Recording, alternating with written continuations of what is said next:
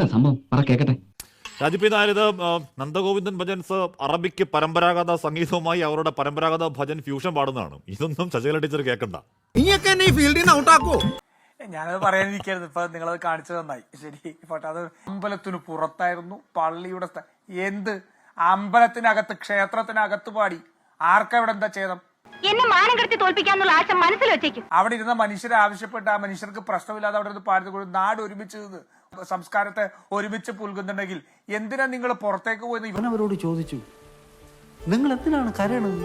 ഈ പറയുന്ന ഈ വർഗീയ കോമരകൾക്ക് നമ്മൾ അവരുടെ 1% പോലും വഴങ്ങേണ്ട കാര്യമില്ല. ഇത് എന്നെ ഉദ്ദേശാണ്, എന്നെ തന്നെ ഉദ്ദേശാണ്, എന്നെ മാത്രം ഉദ്ദേശം.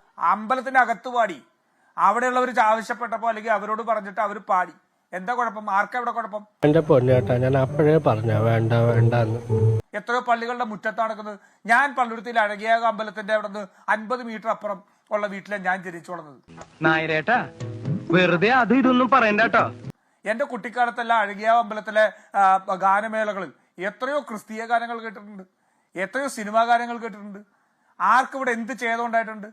അപ്പൊ ഞാൻ പൊട്ടനാ? ഇത്രയും ഞാൻ ചെയ്തുകൊണ്ടിരിക്കുന്നു, ഞാൻ പൊട്ടനാ? ഈ പറയുന്ന വിഷജന്തുക്കളെ ഒന്നും നോക്കിക്കൊണ്ട് നമ്മൾ അവരുടെ മേൽ കണ്ടീഷൻ ഒന്നും കൊണ്ടുവരല്ലേ? അല്ലെങ്കിൽ അവരിങ്ങനെയാണ് അവരെ സേവ് ചെയ്യുന്ന ഒരു കണ്ടീഷനും ഇല്ല. നിനക്ക് വല്ല പ്രാന്തണ്ട ഈ ഉളകളോട് വർത്താനം പറയാൻ? ഒരു കണ്ടീഷൻ, അൺകണ്ടീഷണലായിട്ട് കേരളത്തിൽ നിന്ന് അവർ മതങ്ങൾക്കപ്പുറം നിന്നുകൊണ്ട് സൗഹാർദ്ദം ഉണ്ടാക്കാൻ. തുറന്നു പറയുകയാണെങ്കിൽ നാട്ടുകാർക്കെല്ലാം നിങ്ങളെ പറ്റി വളരെ മോശം അഭിപ്രായമാണ്. അതിനെനിക്ക് നിങ്ങളോട് സഹതാപമുണ്ട്. പക്ഷേ ഇനിയെങ്കിലും എല്ലാരെയും കൊണ്ട് അതും ഇതും പറയിക്കാതെ ഒരു നല്ല രീതിക്ക് ജീവിച്ചൂടെ? ഞാൻ പറയുന്നത് ഇന്നത്തെ കാലത്ത് ഇത്തരത്തിലുള്ള വിഷജന്തുക്കൾ ഈ രാജ്യത്തെ മുഴുവൻ പിടികൂടി വിഴുങ്ങാൻ നടക്കുന്ന സമയത്ത് നമ്മുടെ പ്രതീക്ഷയാണ് നന്ദഗോപൻ. രമേശൻ നായരെ അഭിനന്ദിക്കാൻ സത്യം പറഞ്ഞാൽ എനിക്ക് വാക്കുകൾ കിട്ടുന്നില്ല. അവര് ഇന്ന് നമ്മുടെ പ്രതീക്ഷയാണ്. നമ്മുടെ ഒരു പുതിയ തലമുറ, ഒരു മനുഷ്യരെ മുഴുവൻ ഇത് ആ മതസൗഹാർദ്ദത്തിലേക്ക് കൊണ്ടുവരാൻ. മനുഷ്യരെല്ലാവരും പാവങ്ങളാണ് പ്രസിഡന്റ്. സാഹചര്യമാണ് അവനെ വഷളാക്കുന്നത്. കാരണം നിങ്ങളുടെ ശത്രുക്കൾ ഇവരാണ് എന്ന് ജനങ്ങളോട് നമുക്ക് കാണിക്കാൻ കഴിയുന്ന കുറെ വിശകലമാരല്ലേ ഇവിടെ നിൽക്കുന്നത്. പരിഹസിക്കരുത്. ഇല്ല, പരവതാനി വിരിച്ച് താലപ്പൊലി വെച്ച് സ്വീകരിക്കാൻ. ഞാൻ ചോദിക്കട്ടെ, കഴിഞ്ഞ ദിവസം ഡൽഹിയിൽ വെച്ച് 2 IS ഭീകരന്മാരെ പിടികൂടി. രാജ്യത്തിനെതിരെ യുദ്ധം നടത്തുന്നതിന് വേണ്ടി, അവിടെ ബോംബ് ആക്രമണം നടത്തുന്നതിന് വേണ്ടി പിടികൂടിയതാ. എന്റെ നമ്പരായി എനിക്കുള്ളത് മേടിച്ചിട്ട് വരാം.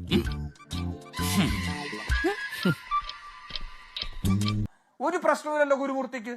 ഗുരുമൂർത്തിക്ക് ഒരു പ്രശ്നമില്ല. കാരണം എന്തറിയോ? പിടിക്കപ്പെട്ട 2 ഹിന്ദുക്കളാ. ഗുരുമൂർത്തിക്ക് ഒരു പ്രശ്നമില്ല. ഞാൻ കുറച്ച് ഓവറായി. എങ്ങാനും ഒരു അബ്ദുള്ളയോ അല്ലെങ്കിൽ മനാഫോ ആയിരുന്നെങ്കിൽ ഗുരുമൂർത്തിയൊക്കെ ഉറഞ്ഞു തുള്ളിയാനല്ലോ.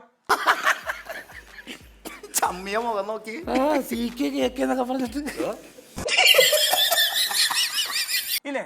ഒരു പ്രശ്നമില്ല. ഇപ്പൊ പ്രദീപ് കുരുൾക്കർ RSSന്റെ വേദിയിൽ പോയി സംസാരിക്കുന്ന, RSSന് വിശ്വസിക്കുന്ന ഒരാളാണ് ഈ രാജ്യത്തിന്റെ പ്രതിരോധ രഹസ്യങ്ങൾ ചോർത്തി കൊടുത്തതിനും ഒറ്റുകൊടുത്തതിനും പിടിക്കപ്പെട്ടത്.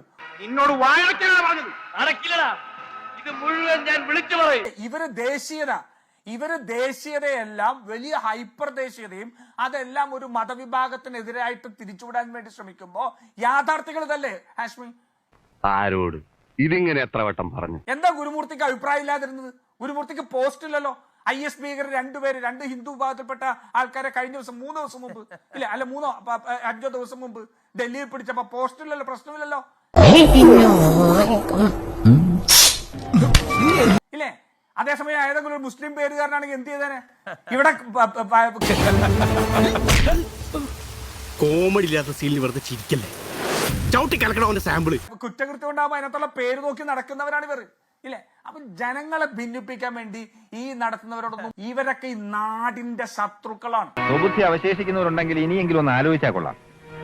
നമ്മുടെയൊക്കെ പിന്തുണയാണ് ഇവന്റെയൊക്കെ ശക്തി. അത് നഷ്ടപ്പെട്ടാലുണ്ടല്ലോ ഇവനൊക്കെ വെറും പുല്ല. ഇത്ര വലിയ ശത്രുക്കൾ ഈ നാട്ടിൽ വേറെ ഉണ്ടായിട്ടില്ല. അത്ര വലിയ ശത്രുക്കളാണ്, കടും വിഷങ്ങളാണ്. ജനങ്ങളുടെ മനസ്സിൽ, പാവപ്പെട്ട ആൾക്കാരുടെ മനസ്സിൽ വർഗീയ വിദ്വേഷം ഉണ്ടാക്കി ഏറ്റവും നന്മയെ പോലും വക്രീകരിക്കാൻ നോക്കുന്ന കടും വിഷങ്ങളാണ്. പോക്കിരി, താന്തോന്നി, ധൂർത്തൻ, പെണ്ണുപിടിയൻ, അങ്ങനെ വിശേഷപ്പട്ടങ്ങൾ ഏറെയുണ്ട്. ബാക്കി കാര്യം ഞാൻ പറയേണ്ട ആവശ്യമില്ലല്ലോ. യവൻ പുലിയാണ് കേട്ടാ. പുലി എന്ന് പറഞ്ഞാൽ വെറും പുലിയല്ല, ഒരു സിംഹം.